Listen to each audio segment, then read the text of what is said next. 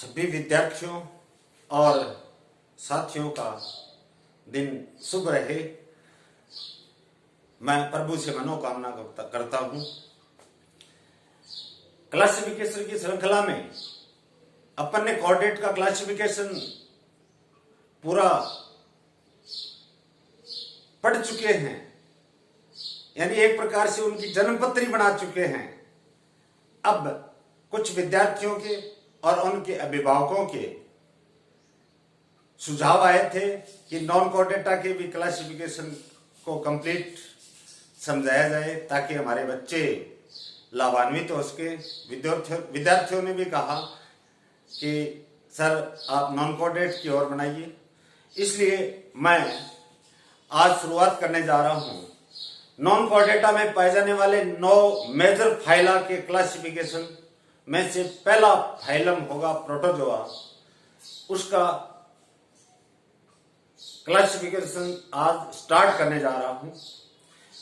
बिल्कुल किसी प्रकार की आपको चिंता करने की जरूरत नहीं है। ये कोरोना नाम की महामारी जो है, इससे कोई घबराने की जरूरत नहीं है। जब तक हम आपके साथ हैं, आप जब हमसे जुड़े रहेंगे तो आप तनाव मुक्त रहिए। आपको हम समझाते रहेंगे, आप पढ़ते रहिए, सुनते रहिए। आपको कोई चिंता करने की जरूरत नहीं है, किसी प्रकार के डिप्रेशन में जाने की जरूरत नहीं है। प्यारे मित्रों, घर पे रहिए, सुरक्षित रहिए और राज्य सरकार और केंद्र सरकार द्वारा जारी की गई एडवाइजरी का पालन करें। कोरोना के साथ जिएंगे और कोरोना हारेगा, अपन जिएंगे, अपन जीतेंगे। Let us now I start my topic. Major phyla of non कोऑर्डिनेटा। Greek word non means subset, Latin word आ रहा है दूसरा। Chorda means notochord, Greek word ata means group of animals. यानी नॉन कोऑर्डिनेटा वर्ड की शब्द की व्युत्पत्ति, डेरिवेशन 2 ग्रीक और 1 लैटिन वर्ड से हुई है। ग्रीक वर्ड पहला है non means absent, Latin word दूसरा है chorda means having a cord, that is not a cord, और तीसरा ग्रीक वर्ड है एटा मीन्स ग्रुप ऑफ एनिमल्स। अब आप परिभाषित करने का तरीका देखिए। जंतुओं का ऐसा समूह जिसमें नॉट अ कॉर्ड अब्सेंट होती है, दीज आर नॉन कोऑर्डिनेट्स, कैसे रूप होते हैं। इनमें मेजर फाइला 9 हैं, जिनमें से पहला फाइलम ले रहे हैं प्यारे विद्यार्थियों साथियों, protozoa. Protozoa itself made up of 2 Greek words. Protos means primitive या फर्स्ट, और जोइज या जोइन या जॉन, जेड और डबल ऑन भी देखा है मैंने कल स्टोरर और यूसेंजर की पुस्तक में। एनिमल यानी प्रोटोजोआ समुदाय में पाए जाने वाले एनिमल सबसे प्राथमिक या सिंपल प्राथमिक एनिमल कहलाते हैं। अब अपन फाइलम प्रोटोजोआ के कैरेक्टरिस्टिक फीचर्स पढ़ेंगे। Characteristic features of the protozoa are as follows. ध्यान से सुनना। Usually microscopic animalcules, not visible without microscope.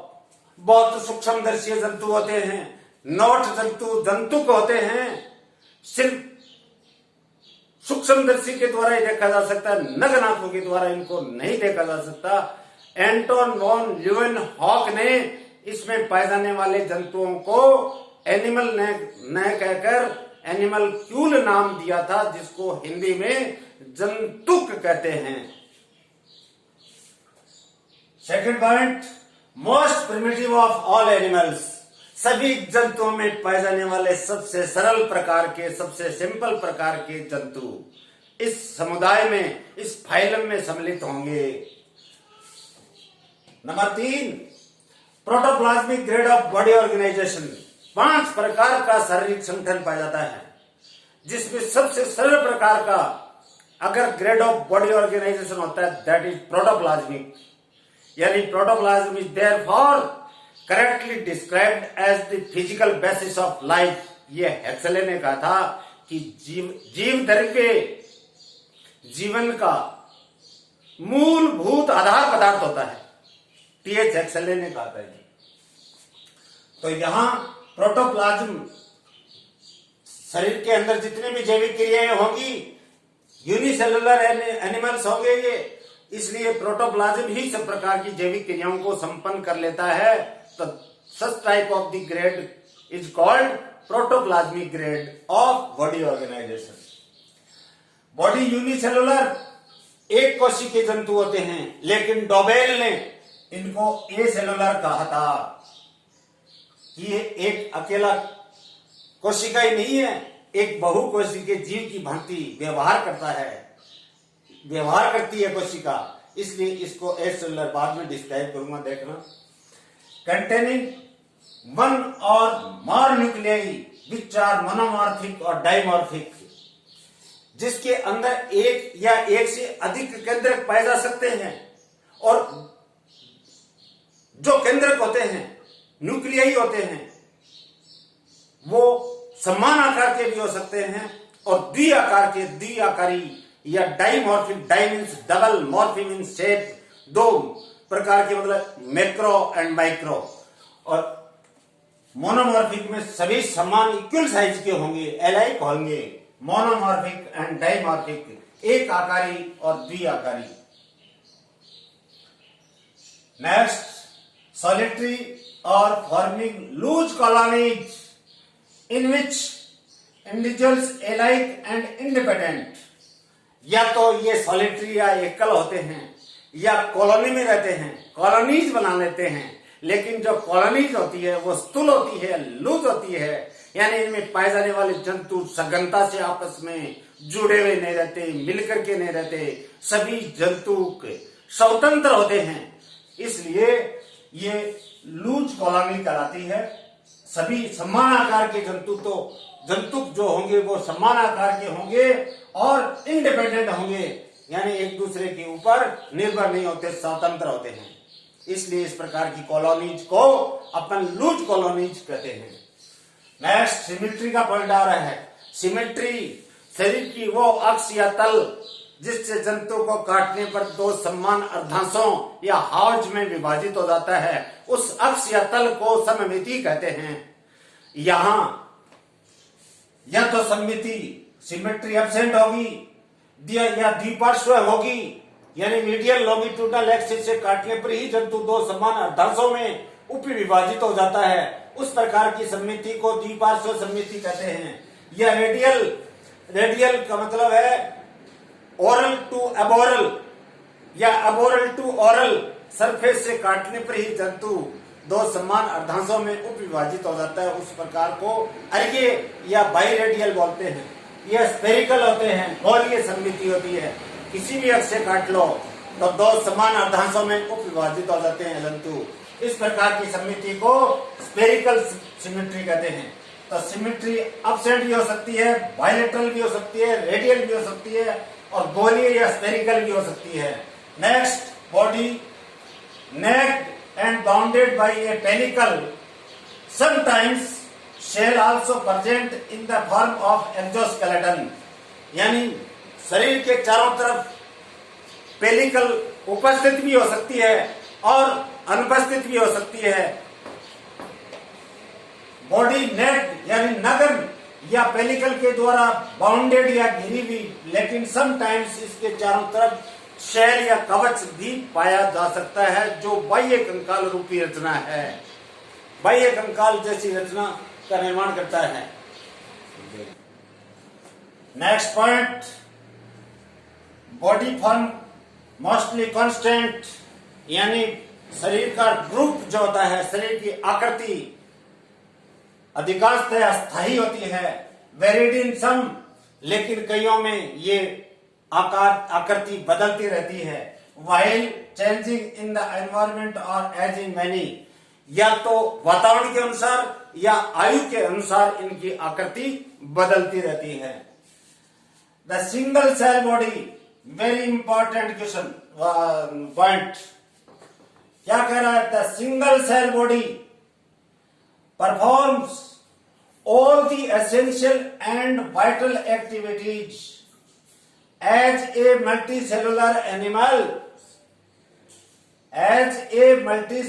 Animals, वैसे एनिमल जो होगा अगर फोनेटिक्स के हिसाब से बात करें तो ओनली सब सेलुलर या intracellular physiological division of labour present. क्या कह रहा है? शरीर एक कोशिका का बना हुआ सिंगल सेल बॉडी और सभी प्रकार के जो आवश्यक एसेंशियल और जो वाइटल एक्टिविटी जैविक क्रियाएं जितनी भी शरीर में होती हैं, उत्सर्जन है, श्वसन है, जनन है इत्यादि जो वाइटल एक्टिविटीज होती हैं, वो एक बहुकोशिकीय जीव की भांति, मल्टीसेलुलर एनिमल की भांति अकेली कोशिका संपादित कर लेती है। इसीलिए तो डोबेल ने इस प्रकार के जंतुओं को ए सेलुलर, कोशिक जंतु कहा था। और प्रोटोप्लाज्म के अंदर पाए जाने वाले विभिन्न पार्ट्स, कोई जनन का कार्य कर रहा है, कोई एक्सक्रीशन का कार्य कर रहा है, उसमें जितने भी ऑर्गेनल्स होते हैं वो पृथक पृथक कार्य कर रहे हैं। इसका मतलब इनमें डिवीजन ऑफ लेबर जो होगा, कार्य की श्रम विभाजन अधिकोशिकीय या सब सेलुलर या इंट्रासेलुलर अंतःकोशिकीय होगा। इंट्रा मीन्स विद इन ए आ रहा है लास्ट में, यहां ध्यान देना। दो शब्द हैं, एक है इंट्रा, एक है इंटर। दोनों में अंतर देखो, इंट्रा में लास्ट आ रहा है ए का मतलब विद इन ए, एक चीज के अंदर, विद इन ए रूम।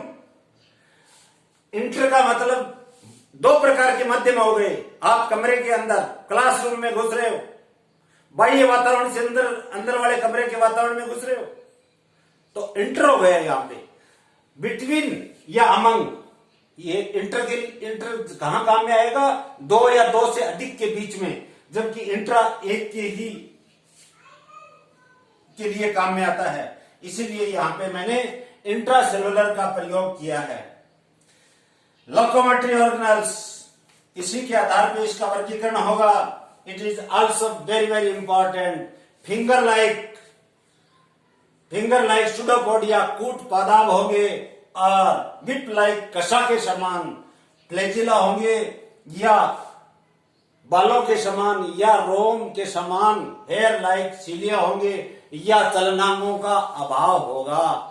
जैसे एक परजीवी क्लास आएगी, उसमें चलन करने की आवश्यकता नहीं है। चलन की शुद्ध परिभाषा है कि भोजन को प्राप्त करने के लिए किया गया प्रयास चलन कहलाता है। क्यों पढ़ते हैं अपन? किस लिए पढ़ते हैं? बढ़िया से बढ़िया नौकरी प्राप्त करने के लिए, बढ़िया से बढ़िया बिजनेस करने के लिए। यानी क्या करोगे फिर? इनकम होगी, पैसे आएंगे, मकान बनाओगे, लेकिन करना क्या है? अच्छा सा अच्छा भोजन प्राप्त कर रहे हो आप। यानी आपके पास में पर्याप्त पूंजी है, पर्याप्त रहने के लिए आवास है, मकान है और कपड़े हैं, लेकिन भोजन भी जरूरत है। इसलिए अपन प्रयास कर रहे हैं, चलन कर रहे हैं, लोकोमोशन कर रहे हैं। Next, nutrition holozoic. Holo means complete, zoic means joint, animal की भांति, यानी एनिमल लाइक, संपूर्ण जंतु को निकल जाते हैं। होलोफाइटिक, प्लांट लाइक, यानी प्राणी संभोजी, पादप संभोजी, होलोफाइटिक।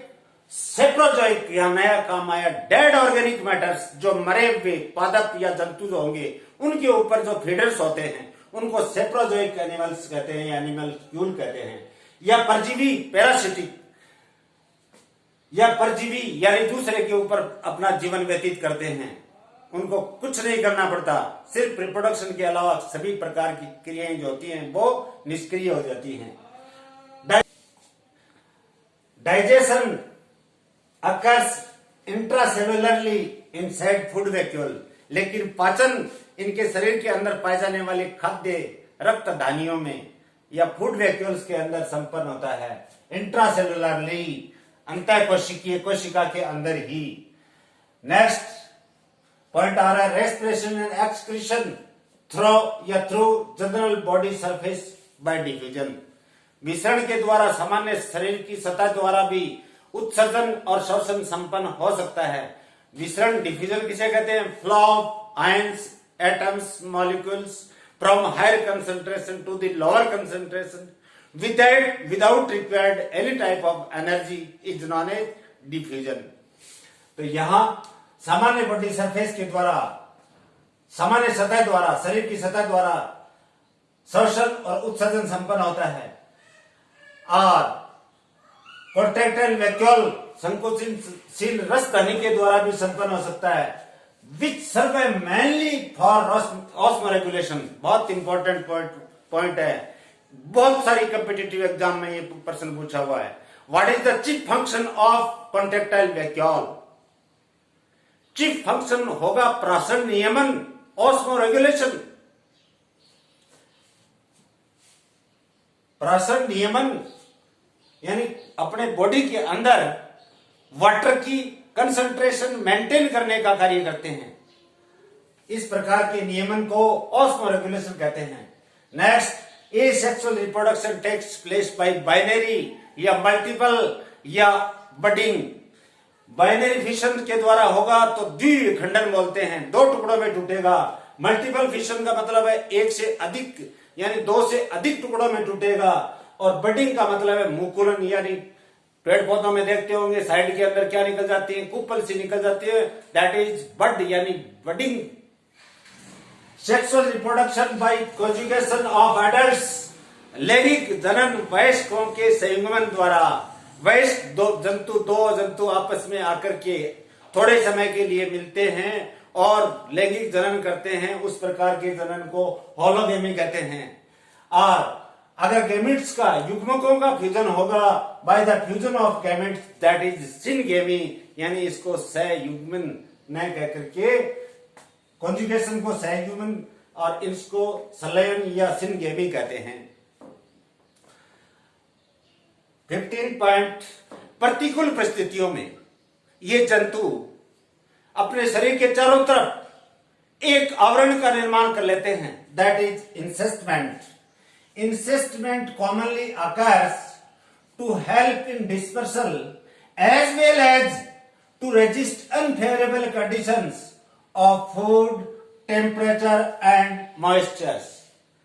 यानी भोजन, तापक्रम और आर्द्रता जैसे प्रतिकूल परिस्थितियों के अंदर ये अपने शरीर के चारों तरफ इंसिस्टमेंट का या प्रतिरोधी पुटी भवन का प्रतिरोधी परत होती है, उसका निर्माण कर लेते हैं, जो वाइड डिस्पर्सल में यानी विकिरणन में यानी एक जगह से दूसरी जगह जाने पर फैलने में सहायता करने वाली संरचना encystment. Next, free living protozoans found in both water. दोनों प्रकार के जल में पाए जाने वाले स्वतंत्र जीवी जंतु, फ्रेश वाटर में, मैराइन वाटर में, एंड डन पैलेस यानी आर्द्रता वाले स्थानों पर। Parasitic and commensal protozoans lie over and inside the bodies of animals और plants. Sufficient moisture is essential in the environment. Free living protozoans दोनों प्रकार के जल में, स्वच्छ जल में, खारे पानी में पाए जाते हैं और आर्द्रता वाले स्थान पे पाए जाते हैं। परजीवी रूप हैं या सहभोजी जो प्रोटोजोअन्स होते हैं। सहभोजिता, कमेंसलिज्म का मतलब है कि दो जंतु साथ साथ रहें, एक को बेनिफिट होता है, दूसरे को उसके बदले में बेनिफिट, लाभ तो नहीं होता लेकिन नुकसान भी नहीं होता। और सहजीवन के अंदर दो जंतु साथ साथ रहते हैं और दोनों को पारस्परिक लाभ होता है। वो या तो जंतुओं के या पादपों के शरीर के ऊपर पाए जा सकते हैं या शरीर के अंदर पाए जा सकते हैं, लेकिन पर्याप्त मॉइस्चर का होना यहां वातावरण में अति आवश्यक है। द सिंगल सेल्ड एनिमल्स, क्या 5 स्टार पॉइंट है ये, 5 स्टार पॉइंट है, ध्यान से देखना। Single celled animals protoplasm is not differentiated into somatoplasm and germplasm, therefore exempt from natural death, which is price paid for the body। ध्यान से सुनना इसको। ये एकल कोशिकीय जंतुओं के अंदर पाए जाने वाला जो जीव द्रव्य है, प्रोटोप्लाज्म है, वो कायिक प्रद्रव्य, शुद्ध नाम होता है कायिक प्रद्रव्य सोमेटोप्लाज्म का, और जर्म प्लाज्म का है जनन प्रद्रव्य में विभाजित न होने के कारण इनकी प्राकृतिक मृत्यु नहीं होती, except from natural death which is price paid for the body. ये शरीर के लिए एक प्रदत्त मूल्य है, ये गॉड गिफ्ट है, यानी इनकी कभी भी नेचुरल डेथ नहीं होती। समझ में आ गया होगा कि प्रोटोप्लाज्म, सोमेटोप्लाज्म और जर्म प्लाज्म में विभेदित न होने के कारण इनकी प्राकृतिक मृत्यु नहीं होती, जो एक शरीर का प्रदत्त मूल्य है। नेक्स्ट, अबाउट 5000 नॉन स्पीसीज, इनकी 50,000 जातियां लगभग ज्ञात हो चुकी हैं, रिपोर्ट 2010 की है। Last but not least, life history often complicated with alternation of asexual and sexual phases। अलैंगिक और लैंगिक जनन प्रावस्थाओं के कारण से इनका जीवन भर जटिल हो जाता है या जटिल होता है। तो these are characteristic features of the protozoa phylum। आपकी समझ में आ गया होगा। अगर नहीं आया है तो आप मेरे कमेंट बॉक्स पे कमेंट करके आप निश्चित रूप से पूछ सकते हैं। माय डियर फ्रेंड्स, जो जूलॉजी पढ़ना चाहते हैं मेरे साथ, क्योंकि अकेला क्लासिफिकेशन ही नहीं, फिजियोलॉजी, बायोकेमिस्ट्री जो भी होगा वो पढ़ाऊंगा मैं। और अगर मेरे साथ जुड़ना चाहते हैं तो चैनल को सब्सक्राइब कीजिए और मैक्सिमम से मैक्सिमम शेयर और लाइक जरूर कीजिए। व्यूवर की मुझे देखने की आवश्यकता नहीं है, यह कि देखना इतना अनिवार्य नहीं है जितना सुनकर के लाइक करना जो है वो जरूरी है, ताकि मेरे में ऊर्जा का संचार हो सके। Stay home, stay safe. Thank you very much. Thank you.